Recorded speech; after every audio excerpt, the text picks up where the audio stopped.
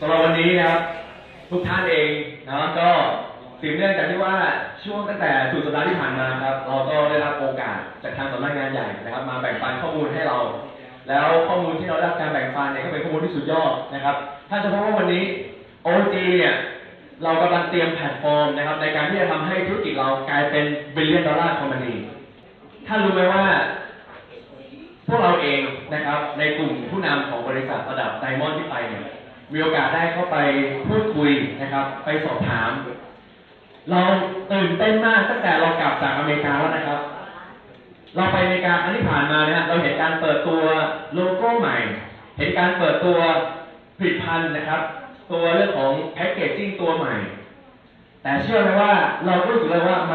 มันคูลมากเลยไหนถ้าเราพูดคำว่าคูลหน่อยได้ไหมครับมันคูลโซคูลมันโซคูลมากเลยฮะและเช่นเดียวกันนะครับพอเราทราบว่าท่านนะครับได้เดินทางมาเมืองไทยนะเราก็ยิ่งตื่นเต้นเข้าไปใหญ่นะครับแล้วปรากฏว่าพอเราได้ทราบนะความเป็นมาเป็นไปของท่านว่าท่านคนนี้คือใคร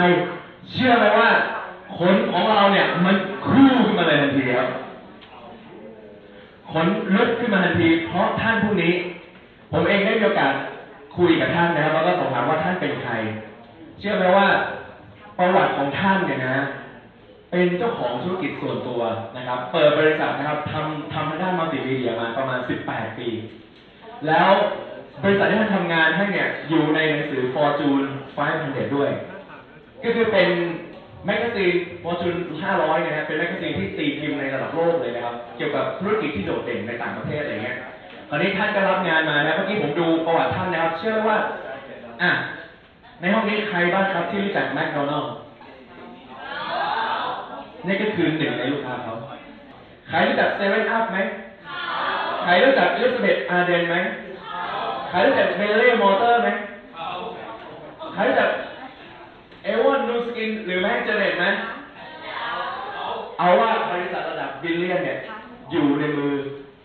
การดูแลและทำมาร์เก็ตติ้งสำหรับท่านผู้นี้ทางนั้นเลยท่านผู้นี้นะครับเป็น CMO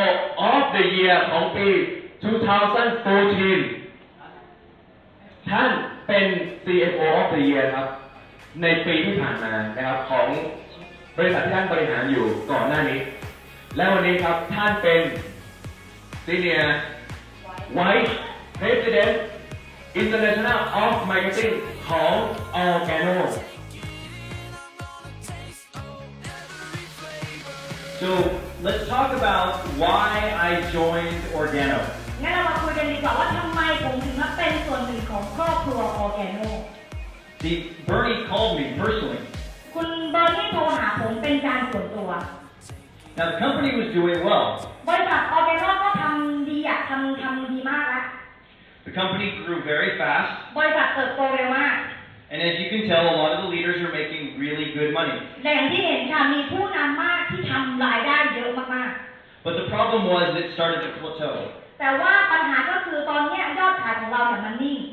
And there's nothing wrong with that. มันก็ไม่มีปัญหากับอะไรกับการที่ยอดขายเรามันนิ่ง But guess what? Bernie wants more people to earn more money. แต่ท้ายแล้วคุณเบอร์นี่ต้องการให้คนมากมายได้เงินกับเราอย่างเยอะแยะมากมาย And in order to do that, we need to grow more. ในการที่จะทำให้คนได้เงินกับเราได้มากมายเราก็ต้องเติบโตให้มากขึ้น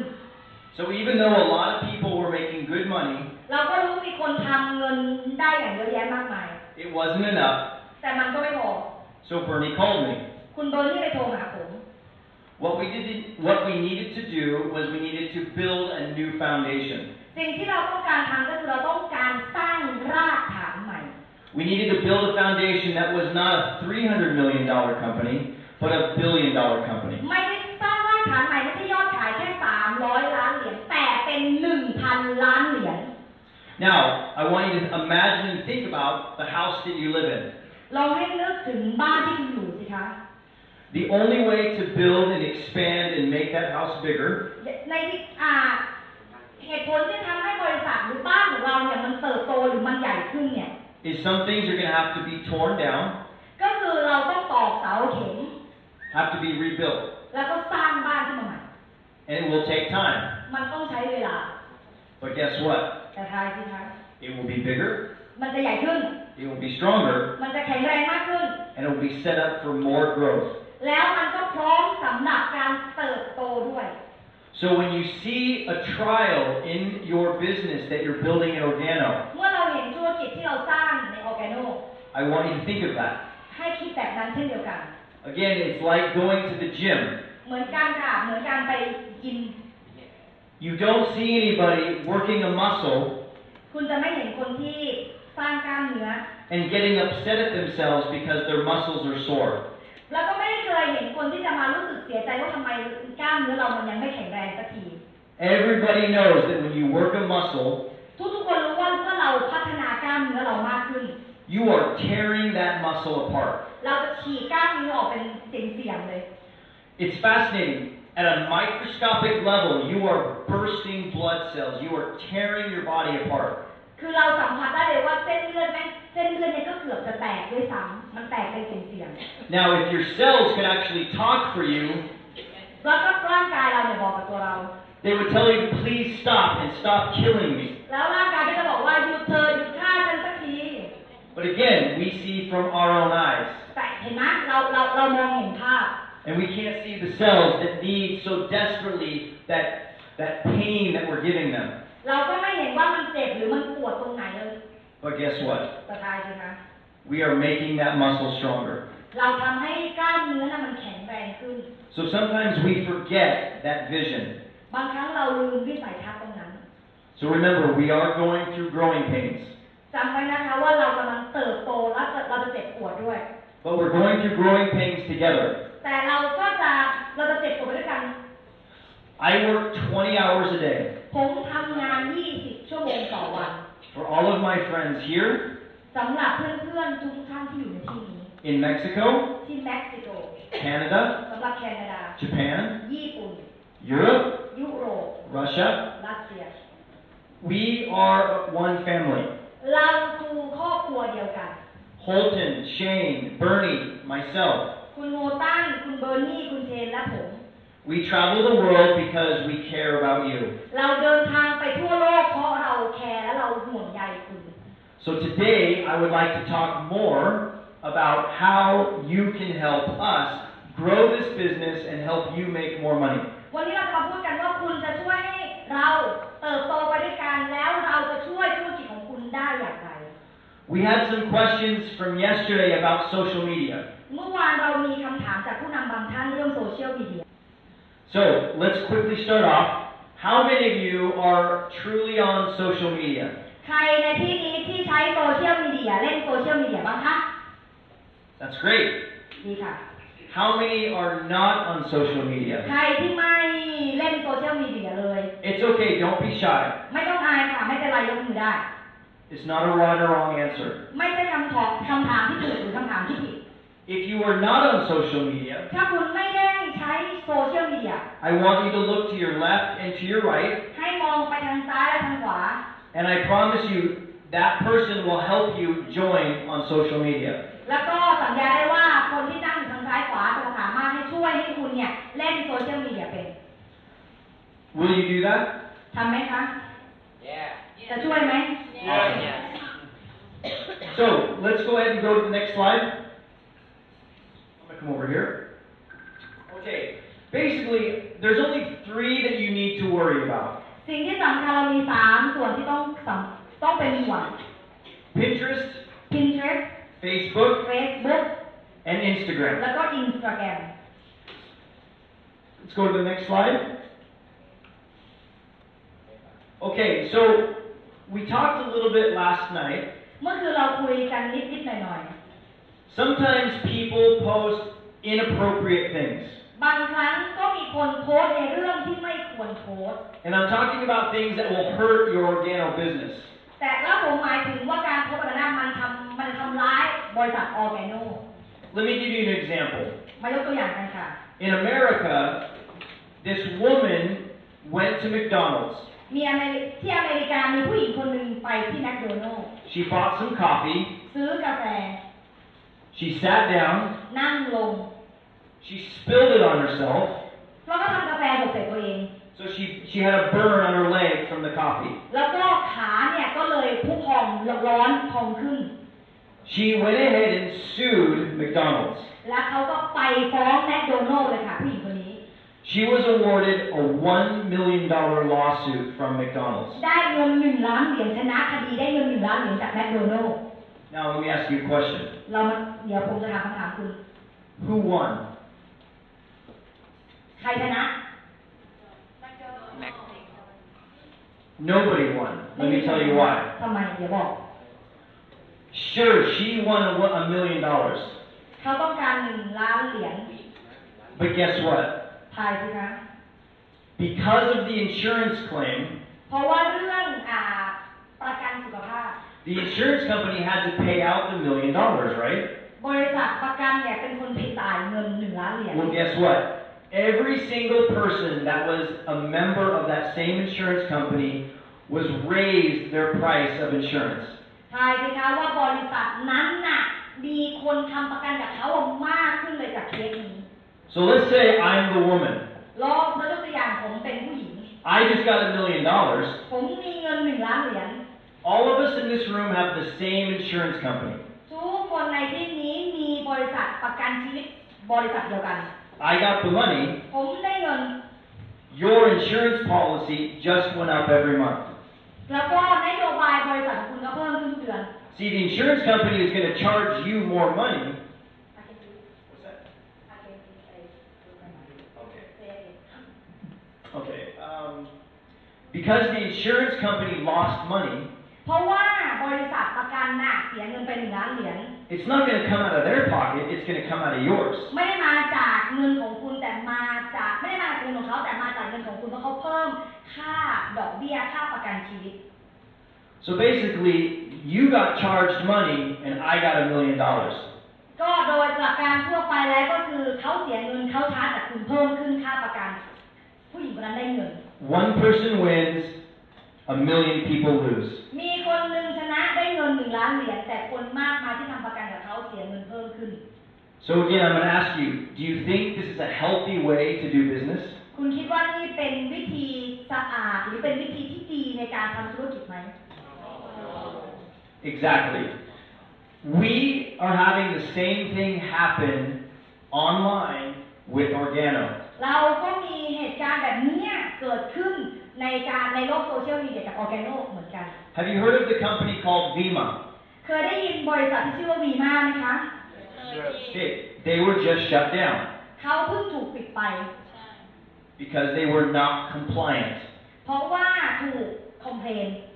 Just like any sport, anything, we have to follow the rules. เหมือนกันค่ะเหมือนกีฬาเหมือนอะไรก็แล้วแต่ที่เราต้องเล่นตามกฎ Even if any of the diamonds were earning $1 billion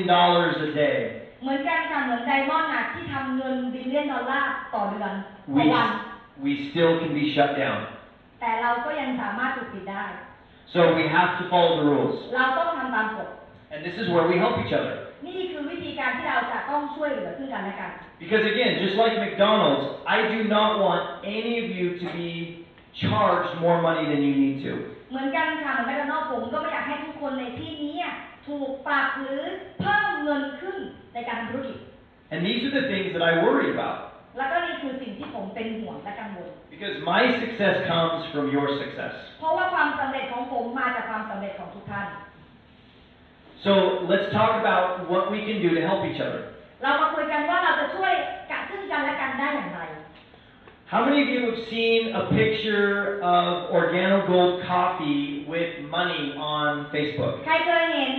คนเอาเงินแล้วก็เอากล่องกาแฟโอจีหรือเอาแก้วกาแฟโอจีไปวางรอบกับเงินบ้างใครเคยเห็นบ้างใน Facebook Okay. Whoever can find a picture of one right now, I will give him a shirt. ใครหารูปนั้นได้ตอนนี้ได้เชิญเลยค่ะ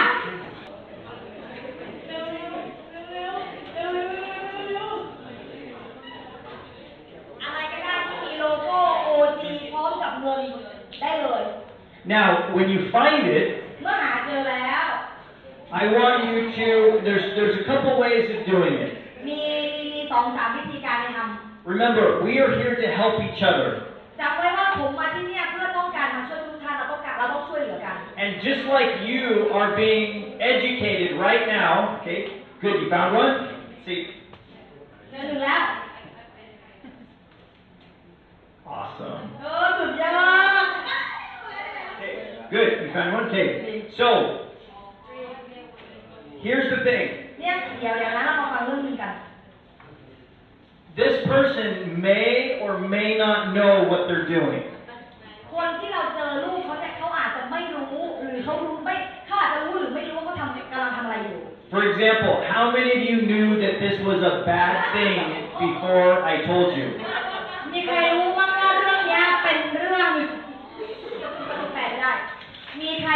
รรู้บ้างว่าเรื่องนี้เป็นเรื่องที่ไม่ดีก่อนที่ผมจะบอกมีใครรับรู้ด้วยว่าการทำแบบนี้เอาเงินมาโชว์แบบนี้เป็นเรื่องที่ไม่ดีใครรู้บ้างใครเคยรู้มาก่อนว่าไม่ดีบ้าง How many of you knew this was a bad thing? ใครรู้ว่ามันเป็นเรื่องที่ไม่ดีงานทำแบบนี้บ้างคะ Okay, so right now you are being educated, right? แหละค่ะตอนนี้คุณต้องได้รับข้อมูลหรือความรู้ที่มากขึ้น So here's what you do. สิ่งที่คุณต้องทำก็คือ How many of you found one? มีใครเจอไหมใครเจอยกมือขึ้นเลยครับ Okay, did you know that any one of those can shut the company down? รู้ไหมว่าการโพสต์รูปแบบนี้สามารถปิดบริษัทเราได้เลยนะ It can find the company a lot of money. มันมีบริษัทที่แบบทำเงินได้เยอะมากมาย And guess what? That money is going to come out of your pocket. แต่ท้ายที่ครับเงินมันมาจากคุณเงินที่ได้มาจากกระเป๋าของคุณ So let's do this in a very friendly way. เรามาทำในวิธีที่แบบเราเป็นเพื่อนรักกัน The first thing you want to do is when anytime you see it ทุกครั้งที่เราเห็นการทำแบบนี้การโพสต์แบบนี้ is, well, if you are already Facebook friends, ถ้าเป็นเพื่อนกันใน Facebook อยู่แล้ว then reach out to that person and let them know that this will hurt the company. ก็ไปบอกเขาว่าอินบ็อกซ์บอกเขาว่าการโพสต์แบบนี้มันกำลังทำร้ายบริษัท That is how you are being a friend to them. นั่นแหละวิธีการที่คุณจะเป็นเพื่อนกับเขา Find out if they will take it down. ก็หามาแล้วเดี๋ยวเราไปบอกเขา If they don't, that is when you can call the office and report them. แล้วถ้าเกิดเขาไม่ฟังคุณเขายังทำต่อก็โทรไปที่ออฟฟิศเพื่อบอกเรื่องนี้ But first, be a friend and help them out. Let them know that this is illegal. บอกเขาอย่างแรกเลยคือบอกเขาก่อนเพราะเขาเป็นเพื่อนเราว่าการทำแบบนี้มันผิดกฎนะ The last thing we want to do is shut anybody down. สิ่งสุดท้ายที่ไม่อยากทำเลยก็คือต้องปิด ID ของทุกท่าน The only reason we will is because we don't want one person to hurt the many. สิ่งที่เราทำก็เพราะที่เราต้องทำแบบนี้เพราะเราต้องการให้แค่คนเดียวทำร้ายคนทั้งครอบครัว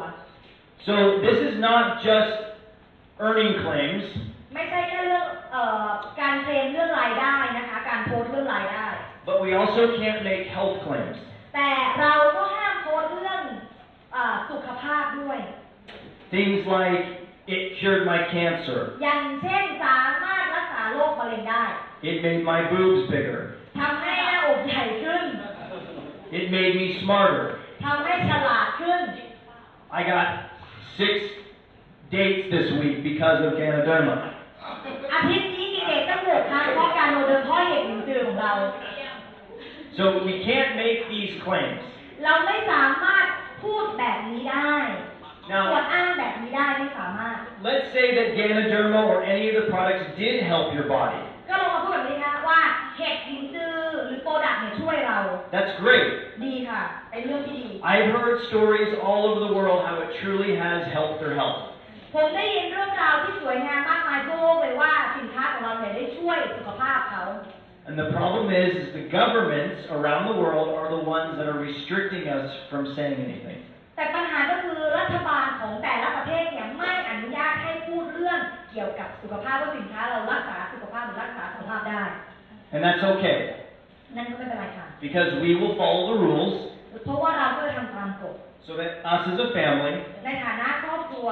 can support our families เราก็ต้องสนับสนุนครอบครัว with the Organo way of life. ด้วยวิธีการของออร์แกโน So the other one that we don't want to do is make sure using the OG logo on unapproved material. ต้องมั่นใจว่าอย่าใช้โลโก้ OG โดยที่ไม่ได้รับอนุญาต It's kind of like seeing Batman in a pink outfit. เหมือนอย่างเช่นเห็นโลโก้แบทแมนในชุดสีชมพูอ่ะ I don't think anyone would take him seriously. ไม่มีใครคิดว่าไม่มีใครซีเรียสกับแบทแมนเลย So everything has a purpose and a meaning. ทุกอย่างมีจุดประสงค์และมีความหมายของเขา And also we have a brand new brand ambassador. และเราก็มีแบรนด์แอมบาสเดอร์คนใหม่ We spent a lot of money making those pictures of Jackie for you. เราใช้เงินมากมายเพื่อที่จะสร้างภาพถ่ายรูปของคุณแจ็คกี้ให้กับพวกคุณเอาไปใช้ We want to make sure that we don't doctor or edit those images. ไม่อยากให้ทุกคนเนี่ยไปเปลี่ยนรูปภาพหรือทำรูปภาพขึ้นมาใหม่ Let's go to the next slide. So here's some examples of what not to do. นี่คือตัวอย่างของสิ่งที่ไม่ควรทำ Here we have a comparison. According to government regulations, we cannot compare products to products. โดยหลักของอันนี้คือการเปรียบเทียบนะคะรัฐบาลเนี่ยไม่อนุญาตให้เปรียบเทียบสินค้าหนึ่งกับสินค้าหนึ่งไม่อนุญาต Here we have the same thing with Ganoderma. อันนี้ก็คือเรื่องเหตุหลินจือ So again, we just cannot make those claims due to government restriction. อันนี้ก็เหมือนกันค่ะไม่ให้สามารถเปรียบเทียบหรือเคลมแบบนี้ได้ Now this one is different. This one has this has our brand ambassador. Manny Pacquiao is still one of our brand ambassadors. แมนนี่ปาเกียวก็เป็นหนึ่งในแบรนด์แอมบาสเดอร์ของเรา This is not the problem. This is the problem. รูปแมนนี่ปาเกียวไม่ใช่ปัญหาแต่รูปที่เตะฟุตบอลข้างบนเป็นรูปที่เป็นปัญหา We can't superimpose our company เราไม่สามารถโพสต์โลโก้เรา with other companies. ด้วยกับบริษัทอื่นในภาพเดียวกันไม่อนุญาตไม่ได้ Let's go to the next slide. ไปต่อค่ะ Okay, let's talk about what we can post. เรามาคุยกันว่าเราโพสต์อะไรได้บ้าง This is the fun part. อันนี้คือส่วนที่สนุกแล้ว When you go to the official organogold.com or the Facebook Organo website, เมื่อเราเข้าไปใน Facebook Official ของ Organo หรือเราเข้าไปในเว็บไซต์ของ Organo any and all content on those websites you can use. เนื้อหาในเว็บไซต์และ Facebook เหล่านั้นใช้ได้ค่ะเอามาใช้ได้ So you have Facebook, เรามี Facebook you have the Thai corp Facebook, เรามีเว็บไซต์เรามีแฟนเพจของประเทศไทย you have the YouTube page, เรามี YouTube and we have also Instagram, แล้วเราก็มี Instagram ด้วย and we have a blog. แล้วเราก็มีบล็อกด้วยค่ะ Any images of the events and the conventions. รูปทุกรูปที่ในงานคอนเวนชั่น So for example, any picture that you take with me or your friends or the Diamonds or with Bernie, with Shane or Holton. รูปที่คุณถ่ายกับผมคุณถ่ายกับเพื่อนคุณถ่ายกับโฮตันคุณเจนหรือคุณเบอร์นี่ Any and all of those images you can put on social media. รูปที่เราถ่ายในงานโพสต์ได้ค่ะ So please, keep doing what you're doing. อย่างนั้นที่เราเคยทำอย่างนี้เราโพสต์รูปเรากับผู้นำแต่ละท่านโพสต์ได้เลยทำต่อไปได้เลย I love going to my Facebook page and the Organo Facebook page ผมชอบเข้าไปในเพจส่วนตัวของผมแล้วก็ Organo Pro Page and seeing me with a picture of you. แล้วก็เห็นรูปผมกับทุกท่าน So this is how we build our family. This is how we build our friendship. นี่คือวิธีการที่เราจะสร้างครอบครัวแล้วก็สร้างสายสัมพันธ์ซึ่งกันและกัน Because you have to remember, do we just sell coffee? จำไว้นะคะว่าเราเป็นแค่คนขายกาแฟเหรอ No, we sell a lifestyle. ไม่ใช่ค่ะเราขายคุณภาพชีวิต And this is not just a lifestyle of money. อันนี้ไม่ใช่คุณภาพชีวิตที่มีแค่เงินด้วย This is a lifestyle of true friendship, อันนี้เป็นคุณภาพชีวิตที่มีสายสัมพันธ์ที่แท้จริง true family, ครอบครัวที่แท้จริง and having more time to do what we want. แล้วก็มีเวลามากขึ้นทำในสิ่งที่เราต้องการท This is what social media is for. ำนี่แหละค่ะคือโซเชียลมีเดียมีไว้เพื่อสิ่งเหล่านี้ So even though you're not promoting a product or any Organo business product, แม้ว่าคุณจะไม่ได้โปรโมทสินค้าของ Organo simply taking pictures of your Organo friends having fun is very, very powerful. ก็แค่ถ่ายรูปกับเพื่อนแล้วกิน Organo ดื่ม Organo Go แล้วโพสต์ลงเนี่ยอันเนี้ยทรงพ Because again, we are building a lifestyle. เพราะอีกครั้งนะคะเรากำลังสร้างคุณภาพชีวิต And that's what makes us different from other companies. อันนี้แหละค่ะทำให้แตกต่างจากบริษัทอื่น So how many of you think we're just coffee? ใครคิดว่าเราก็เป็นแค่บริษัทกาแฟบ้าง That's right. So photos, videos from your coffee mixers. รูปหรือวิดีโอจากการที่เราจัด CJM โพสได้ I encourage you when you invite your friends and family over to taste the coffee, to just have fun. Just keep it casual, keep it simple. ผมบอกได้เลยนะผมอยากให้ทุกท่านนะคะเชิญคนมาที่บ้านมาทำ CJM ถ่ายรูปเวลาสนุกสนานดื่มกาแฟถ่ายเลย We want real people, we want real situations. อยากได้ความรู้สึกของคนจริงๆสถานะความรู้สึกณตอนนั้นจริงๆอยากได้ Take lots of those pictures and put them up on social media. ถ่ายเลยค่ะรูปแล้วก็โพสต์ลงโซเชียลมีเดียได้เลย Now, the other one that's really important is สิ่งที่ about สำคัญก็คืออีกอันก็คือ new rate advancement. การเลื่อนตำแหน่งใหม่หรือการขึ้นตำแหน่ง Please make sure that when you do make a rank advancement, you have to wait until it's official.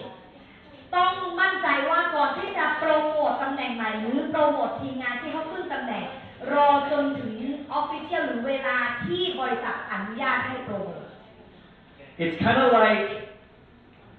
when you finally have the money to pay off your speeding ticket. เหมือนกันนะคะเหมือนเราไปแบบเรามีเงินแล้วก็ไปจ่ายค่าปรับเพราะว่าเราวิ่งขับรถเร็ว You don't want to race to go get it paid. เราก็ไม่ได้วิ่งไปจ่ายเงินใช่ไหมไม่ได้วิ่งแบบโหอยากไปจ่ายเร็ว You still have to obey the law. เราก็ต้องแบบโอ้ขอเงินลดหน่อย So I know you're excited about your rank advancement. ผมรู้ว่าคุณตื่นเต้นที่อยากจะโปรโมทตำแหน่งใหม่ So you have to wait until it's official that you see it, which is usually after the 15th or the 16th of each month. ก็อยากให้รอจนขึ้นตำแหน่งอย่างเป็นทางการจริงๆก็คือหลังจากเดือนนั้นนับไปถึงวันที่ 15 หรือวันที่ 16 ของเดือนถัดไป So again, if you've noticed there's a certain pattern, all we're doing is following the rules. สิ่งที่เห็นนี่ก็คือสิ่งที่เราต้องทำก็คือเราก็เล่นตามกฎค่ะ I promise you, when you do follow the rules, you will see more success. สัญญาได้ว่าเมื่อคุณเล่นตามกฎทำตามกฎคุณจะประสบความสำเร็จมากขึ้น Let's go to the next slide. So here's some examples of real good content on social media. อันนี้คือตัวอย่างที่แบบว่าแชร์ได้ดีมากๆในโลกโซเชียลมีเดีย This person here took a picture and posted on Twitter. ผู้ชายคนนี้ถ่ายรูปคุณโมตันบัคแล้วก็ไปโพสต์ที่ทวิตเตอร์ This distributor took the new video from the YouTube page right after the convention and made a really nice post. แล้วก็ผู้ชายคนนี้นะคะหลังจากคอนเวนชั่นก็เข้าไปที่ YouTube นะคะก็ดาวน์โหลดวิดีโอแล้วก็เขียนเนื้อหาได้ดีมากๆ This is just one example of thousands that we saw, taking a really nice picture at one of the events and posting. แล้วก็นี่เป็นแบบหนึ่งในตัวอย่างเป็นตัวอย่างที่แบบว่าถ่ายรูปในอีเวนต์แล้วก็โพสต์ได้อย่างสวยงาม Now this one is one of my favorites. อันนี้คือตัวอย่างที่ผมชอบ This person, all they did was they took a screenshot of the video. ผู้ชายคนนี้สิ่งคนที่ทำก็คือเขาก็ snap shot snap ภาพ copy ภาพจากมือถือ They didn't add anything to it. ไม่ได้เพิ่มอะไรเข้าไปในภาพนี้ But if you notice, they cropped it down. เห็นไหมคะว่ามันมีการครอปเกิดขึ้น They got creative with nothing. ไม่ได้สร้างอะไรเพิ่มขึ้น And so here you have a very, very nice piece that was posted and shared over, I think it was 700 times. อันนี้นะคะก็มีคนแชร์ถึง 700 ครั้ง So you can see that you can use and be creative with what's already out there. อย่างเนี้ยทำได้ครีเอทแบบเนี้ยทำได้เพราะมันมีอยู่แล้ว Don't make stuff up. อย่าเอาอะไรไปใส่ในสิ่งที่มันมีหรือรูปที่มีอยู่แล้วนะคะ Now, here's the thing. I love great ideas. อย่างนี้ครับผมชอบไอเดียความคิดสร้างสรรค์ If you have a great idea, ถ้าคุณมีความคิดสร้างสรรค์ที่ดี share it with me. ๆ มาแบบผม Become friends with me on Facebook. มาเป็นเพื่อนกับผมใน Facebook Send that idea to corporate. ส่งไอเดียดีๆไปที่ผู้บริหารคอร์ปอเรท And I promise you, just as many of the leaders here, I will make sure that you get the credit. จะให้ด้วยค่ะผู้คนเป็นผู้นำในที่นี่แน่นอนว่าไอเดียของคุณได้รับการยกย่องแน่นอน So the email that you want to remember is marketing@organogold.com. อีเมลที่จะเขียนไอเดียดีๆนะคะชื่อว่า marketing@organogold.com Or just give it to your upline. หรือเอาไปให้อัพไลน์ไอเดียดีๆ We have a lot of great leaders, a lot of diamonds, a lot of rubies and emeralds that would love to help you make sure that that idea gets made. เรามีรูบี้มีเอเมอรัลมีไดมอนด์ที่พร้อมจะสนับสนุนและช่วยเหลือแล้วก็เอาไอเดียดีๆของคุณเนี่ยไปให้มันเป็นจริง Let's go to the next slide. So quick recap. ค่ะเรามาดูกัน On Facebook, we can do product posts, ที่ Facebook เราสามารถโพสต์เรื่องโปรดักต์ได้ any kind of announcements, การประกาศข่าวสารต่างๆ inspirational videos, วิดีโอสร้างแรงบันดาลใจ videos about our leaders, วิดีโอเกี่ยวกับผู้นำของเรา and any of the official blog content. แล้วก็บล็อกหรือเนื้อหาที่เป็นทางการจาก Organo Now, let's talk a little bit about Facebook. เรามาคุยกันถึง Facebook กันค่ะ Facebook is supposed to be a friendly, fun place. Facebook มันเป็นพื้นที่สนุกแล้วก็สนุกสนานมีสีสัน How many of you have seen an advertisement for something and don't want to look at it on Facebook? ใครเคยเห็นแบบโฆษณาที่แบบไม่ได้อยากเห็นใน Facebook บ้าง Exactly. ถูกค่ะ Don't be that guy. อย่าเป็นแบบนั้นน่ะ But how many times have you seen fun, witty product on Facebook that makes you want to look at it and read about it? แล้วมีใครเคยเห็นสินค้าที่แบบสวยรู้สึกสนุกรู้สึกอยากซื้ออยากเข้าไปดูบ้าง We call that indirect marketing. อันเนี้ยเป็นการเขาเรียกว่าเข้าถึงทำการตลาดอย่างเข้าถึงเลย So we're not directly selling. We're just showing that these products are fun. เป็นการตลาดอย่างทางอ้อมนะคะไม่ต้องการขายอย่างตรงไปตรงมาแต่ให้เห็นว่าเนี่ยสินค้าเนี่ยมันสนุกสนานมีชีวิตชีวา It's kind of like the video with Jackie. เหมือนวิดีโอของคุณแจ็คกี้ When I told Bernie, I said, Bernie, we're going to do the latte video. ผมบอกคุณเบิร์ดตอนเมื่อเจอคุณเบิร์ดที่ผมบอกคุณเบิร์ดที่ว่าเดี๋ยวเราจะทำวิดีโอเยอะแยะมากมาย And he was excited. แล้วเขาตื่นเต้นมาก He was like, what's the idea? ไอเดียคืออะไร And I said, okay, we're going to have a mom and a baby. เราจะมีคุณแม่ก็มีเด็ก And he's like, huh? เขาบอกเฮ้ But when you see the video, does it make sense? เมื่อเห็นวิดีโอแล้วชอบไหมคะ Does it hit home? รู้สึกถึงบ้านไหม Do you feel like you can relate? รู้สึกว่าเราสัมผัสกับวิดีโอนี้ได้ไหมเข้าถึงวิดีโอนี้ได้ไหม That's what we want. นั่นแหละค่ะสิ่งที่เราต้องการ We relate to people. เราเข้าถึงผู้คน So that's the difference between indirect marketing and marketing. นั่นคือวิธีการทำตลาดทางตรงและทางอ้อมนี่คือวิธีการที่ต่างกัน So just have fun. ก็แค่สนุกไปกับมัน Really, on social media, post pictures of you and your friends just having fun, having those parties with the coffee. เหมือนกันอีกครั้งนึงค่ะเราก็แค่เรากับเพื่อนสนุกการมีปาร์ตี้การโพสต์รูปกับโพสต์กาแฟการดื่มกาแฟของโอทีลงไป Everyone loves a good party. เราทุกคนชอบปาร์ตี้ So just relax and just keep it simple and have fun. รีแลกซ์ค่ะสบายๆทำง่ายๆค่ะแล้วก็สนุกไปกับมัน Let's go to the next slide. So again, same with Twitter. I don't think tweeting is big in Thailand. คนไทยในที่นี้ใครใช้ทวิตเตอร์บ้างคะ How many people tweet? ใครใช้ทวิตเตอร์บ้างคะยกมือขึ้นค่ะ Some. Okay. Let's go to the next one. ไปต่อเลยครับ Instagram. อินสตาแกรมค่ะ How many of you use Instagram? ใครใช้อินสตาแกรมบ้างคะอินสตาแกรมยกมือ Again, this is great for your OG mixers. นี่แหละค่ะมันเป็นอินสตาแกรมเป็นอีกหนึ่งพื้นที่ที่แบบช่วยเรื่องการทำออร์แกเน Have fun and be creative. สนุกแล้วก็ครีเอทไปกับมันสร้างสรรค์ไปกับมัน Let's go to the last one.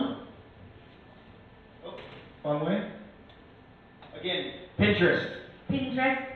How many of you love Pinterest? ใครเล่น Pinterest บ้างคะ I love Pinterest. ผมชอบมาก I could spend hours on Pinterest. ผมใช้เวลาเป็นชั่วโมงกับมันได้เลย so many cool things to find on Pinterest. มันมีเขาเรียกว่าความคิดไอเดียใหม่ๆหรือสิ่งดีๆในนี้ Again, this is where you can have fun. เหมือนกันค่ะ ตรงนี้คุณก็สามารถครีเอทหรือสร้างสรรค์สิ่งสนุกสนานได้ Think of coffee recipes. ถึงเรื่องว่ามันเป็นส่วนประกอบหนึ่งของกาแฟ Around the world, I have seen people be very, very creative with Organo and with Pinterest. ทั่วโลกนะคะผมเห็นคนที่แบบว่าสร้างสรรค์ออร์แกโนกับPinterest ได้มีเยอะมาก So I encourage all of you to go ahead tonight is open up a Pinterest account. It's free. ผมอยากให้ทุกคนนะคะวันนี้กลับไปเปิด account ใน Pinterest And just search things like coffee, แล้วก็เซิร์ชเรื่องว่ากาแฟไปเช็คที and clothing, เสื้อผ้า and Organo. แล้วก็ออร์แกโน Have fun.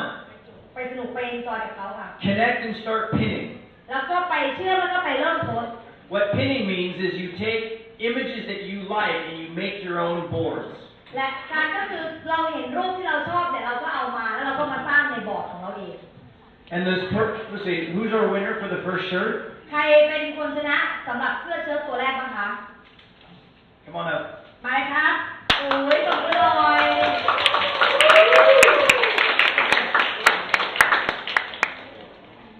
Okay, what's your name?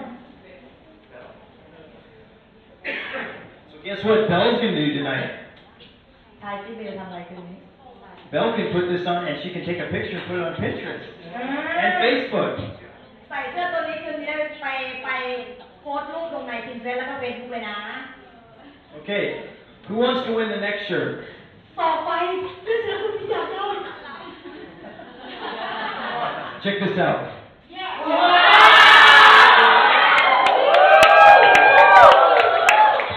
Thank you. Okay, you're welcome.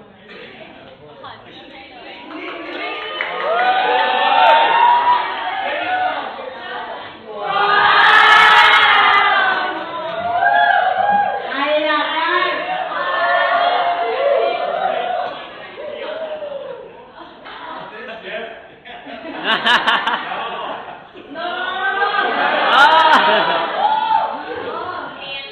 ต้องมีคุณสมบัติที่จะได้มันด้วยนะคะไม่ได้ได้มาง่ายๆนะ So this is actually one of my favorite shirts. นี่เป็นอีกหนึ่งตัวอย่างที่ผมชอบมากเชิ้ตตัวนี้เป็นตัวโปรดของผม My assistant back in Utah, she's the one that picked it out. ผู้ช่วยของผมที่ยูทาห์เนี่ยทำมาให้ She's one of our brand stylists. เป็นหนึ่งในแบรนด์เป็นหนึ่งในคนสร้างหรือคนทำแบรนด์กับผม So her name is Zoe. ชื่อคุณโซอี้ She is 22, อายุ22 and she's got great taste. แล้วเขาก็มีเขาเรียกว่ารสนิยมที่ดีมาก Zoe spends all day looking up and trying to find great clothes to put our brand on. ๆคุณโซอี้ก็ใช้เวลาในการหาเสื้อที่คุณภาพดีมากๆเพื่อที่จะเอาโลโก้เราไปไว้บนเสื้อตัวนั้น So again, we've only had the new logo for about 90 days. เดี๋ยวเราจะมีอันเนี้ยออกมาเนี่ยใน 90 วันนี้ And so this year, we're going to start seeing more and more clothing articles with the brand. ปีหน้าเราจะเห็นเสื้อผ้าในแบบใหม่ลักษณะใหม่พร้อมกับโลโก้ของเราออกมาเยอะแยะมากมาย How many would like to have some clothes? อยากให้อยากได้เสื้อผ้าใครอยากมีเสื้อผ้าใหม่แบบนี้ Okay, so I want this to be special. And the way that someone's going to earn this shirt และในวิธีที่คุณจะได้มัน is they have to be nominated by somebody else. ให้คนอื่นเลือก ให้คนอื่นเลือกว่าใครจะได้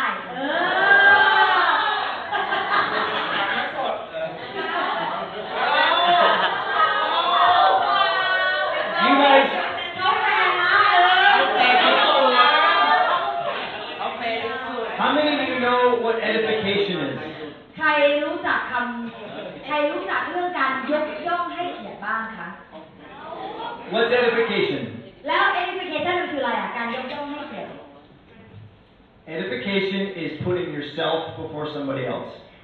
edification ก็คือการให้ตัวเองก่อนที่จะให้คนอื่น How many of you done that? ใครทำแบบนั้นบ้าง This is how the leaders build their teams. นี่แหละค่ะคือวิธีการที่ผู้นำสร้างทีม So I'm going to ask you, ผมจะถามคำถามคุณ learn to edify each other. เรียนรู้ที่จะ edify ซึ่งกันและกัน Who wants to learn to edify? ใครอยากที่จะเรียนที่จะ edify บ้าง Lynn, edify someone in this room. Who deserves this shirt? ออกมา edify คนในห้องนี้ว่าใครที่สมควรจะได้รับเสื้อตัวนี้ Who do you think deserves this shirt? ใครคิดคุณฟ้าคิดว่าใครสมควร Who ได้ do รั you บ think เสื้อ deserves this shirt? Who's that? Okay. There's one. นั่นแหละชนะละ No. My yes is.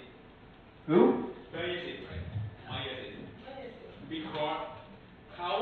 แปลนะครับ ค่ะ เขาเป็นคนที่สวยและดีมากที่สุด ไม่ใช่เพราะเขาเป็น King of Coffee นะ แต่เขาเป็นคนแรกทุกๆวันของงาน Convention ที่ตื่นตั้งแต่ตี 5 และไปถึงงาน Convention ตั้งแต่ 6 โมง คนแรกและกับคนสุดท้ายตลอด 3 วันเต็ม โอเค ไม่ได้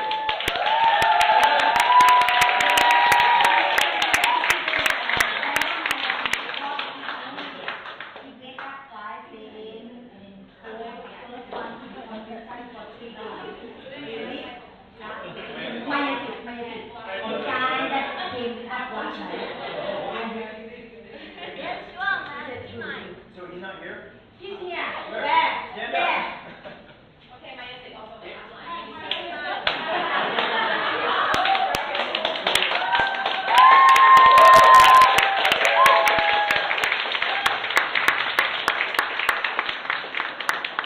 How many of you think that he deserves this shirt?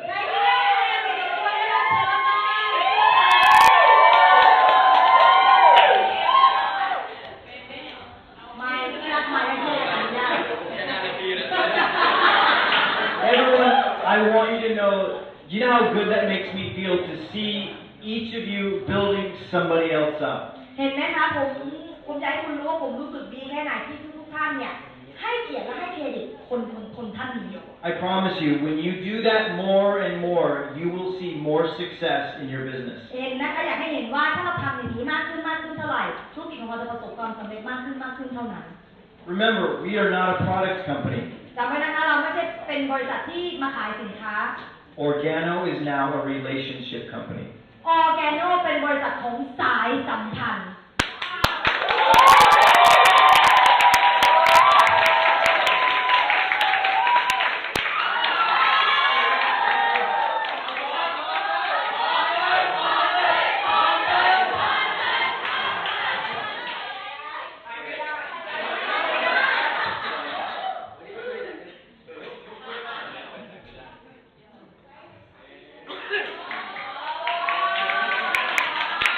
That's a one-of-a-kind T-shirt.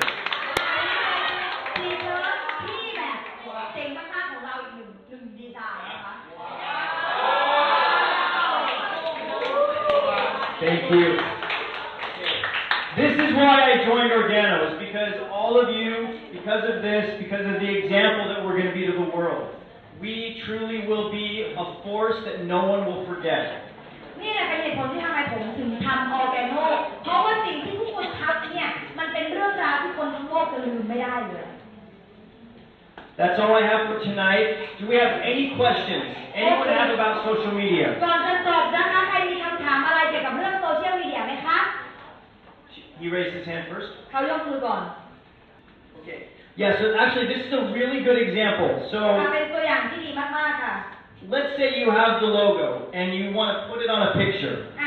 ยกตัวอย่างว่ามีโลโก้แล้วก็อยากเอามาใส่ในรูปของเรา So what we want to do is we always want to make sure that the logo is at the bottom right. ทำได้นะแต่โลโก้ต้องอยู่ทางขวาล่างสุด Let me give you an example why. มายกตัวอย่างว่าทำไมล่าง Let สุ me ดทาง use ข an วา example. Come on up. น้องวาวนี่เป็นตัวอย่างหน่อยแล้ว This is my friend, นี่เป็นเพื่อนของผม and I'm that advertisement, okay? แล้วก็นั่นเป็นโฆษณา If the logo is the biggest thing on the advertisement, ถ้าเกิดโลโก้มันเป็นเด่นมากใหญ่ในภาพนั้น it's like me doing this. เหมือนทำแบบเนี้ยเข้าไปเนี่ย It's awkward, right? มันน่าเกลียดใช่ไหมแบบนี้ตลกใช่ไหม If I'm sitting there going, hi, will you join Organo? Will you be my friend? Will you be ถ้า my ไป friend? Will หา you be ที่ my คุณ friend? ได้ทำอะไรต้องโกงไหมเราต้องออกก็ต้องโกงไหม You're like, go away. เราก็จะรู้สึกว่าไปไกลๆเลย But if I came up and was like, hey, how are you? ถ้าผมมาแล้วก็มีพื้นที่นิดนึงแล้วบอกไปยังไง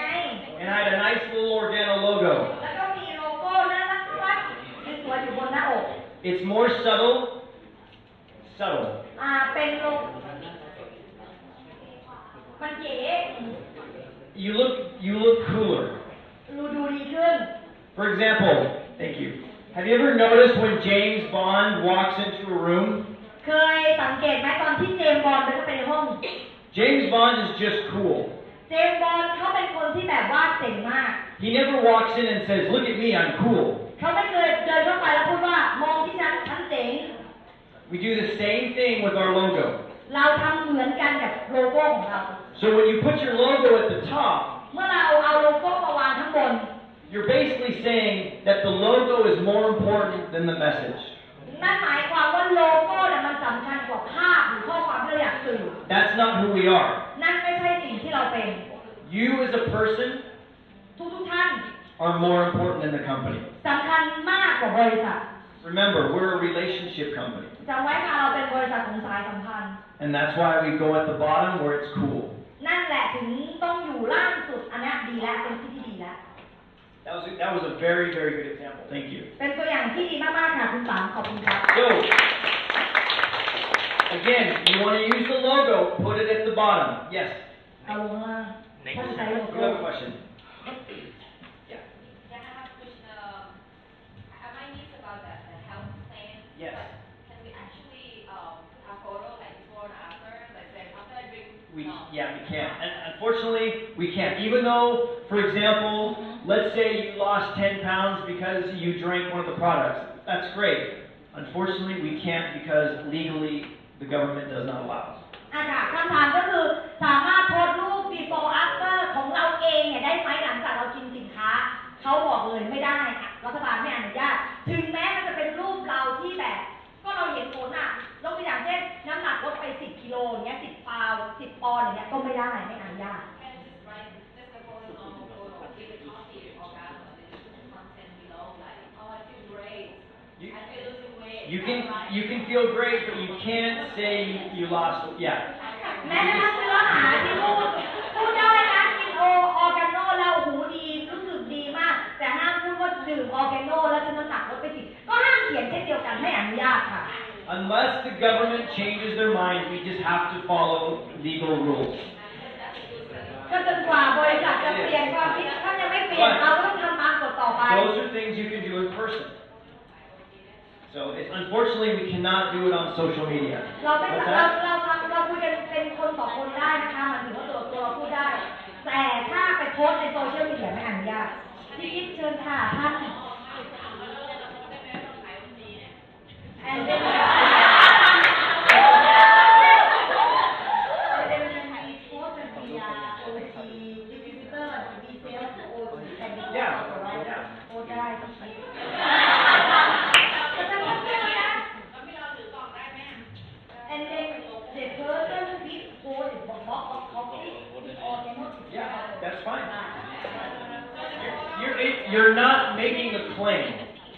การที่เราโพสต์รูปตัวเองกับรูปสินค้า OT อันเนี้ยถือว่าเราไม่ได้เคลมอะไรเราไม่ได้ไปอวดอ้างสักตัวอะไรอย่างเงี้ยขายได้โพสต์ได้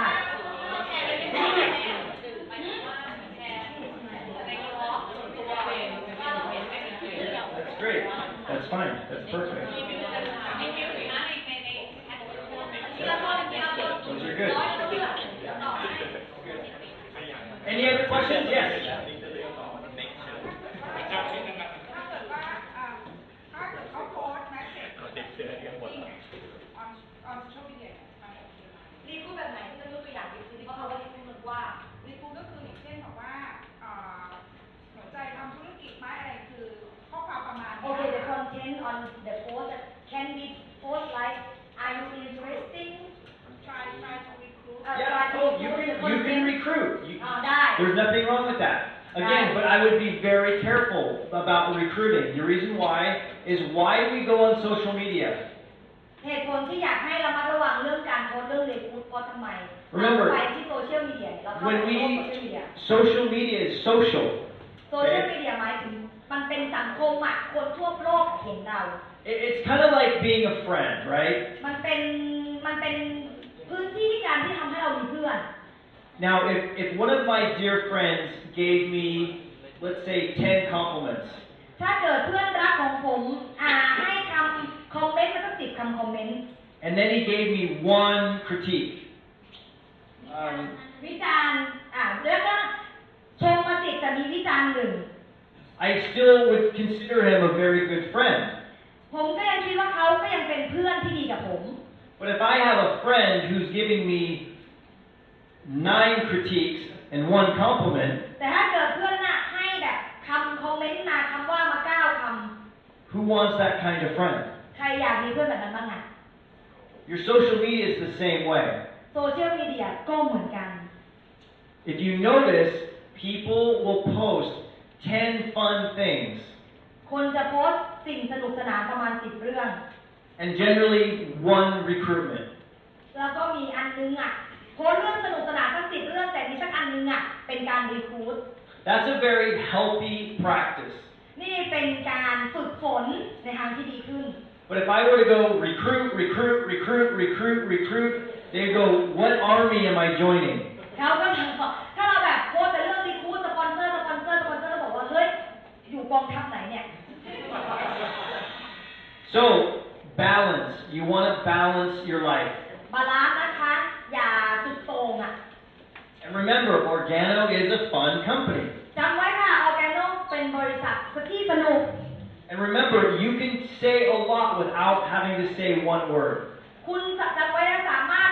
โพสอะไรหรือพูดอะไรสักอย่างหนึ่งแต่จริงๆแล้วเราไม่ได้พูดเลยด้วยซ้ำ If you're having a great time making coffee, having friends over, those pictures are a million words. สมมุติเราก็สนุกเรากินดื่มกาแฟกับเพื่อนเรามีเวลาช่วงเวลาที่ดีกับเพื่อนโพสต์รูปหนึ่งไม่ต้องมันแทนคำพูดเป็นล้านคำเลย And you're also going to look like you're not pushy. แต่แล้วเราก็จะรู้สึกว่าเราไม่ได้ไปพุชหรือไปแบบกดดันใครด้วย You will find friends to say, what is it that you're doing? แล้วเราก็จะเจอเพื่อนที่แบบเฮ้ยทำอะไรกันเนี่ย And let them come to you. แล้วก็ให้เขานั่นแหละมาหาคุณเอง That's the friendly approach. นี่แหละค่ะคือการแอปโพสหรือนำเสนอแบบน่ารัก Now, if you want to recruit, I would just recommend that 10-to-1 ratio. ถ้าเกิดผมจะแนะนำให้โพสต์เรื่องการรีคูด10:1 10คือโพสต์เรื่องทั่วไปและ1คือรีคูดได้ So again, what that means is give 10 times, take once. 10:1 Okay. Anything else? Yeah.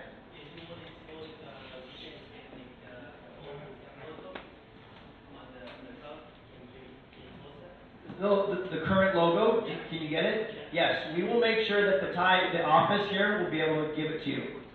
โลโก้ก็ยังได้อยู่ Oh, no. Okay. So the old logo is something we want to stay away from.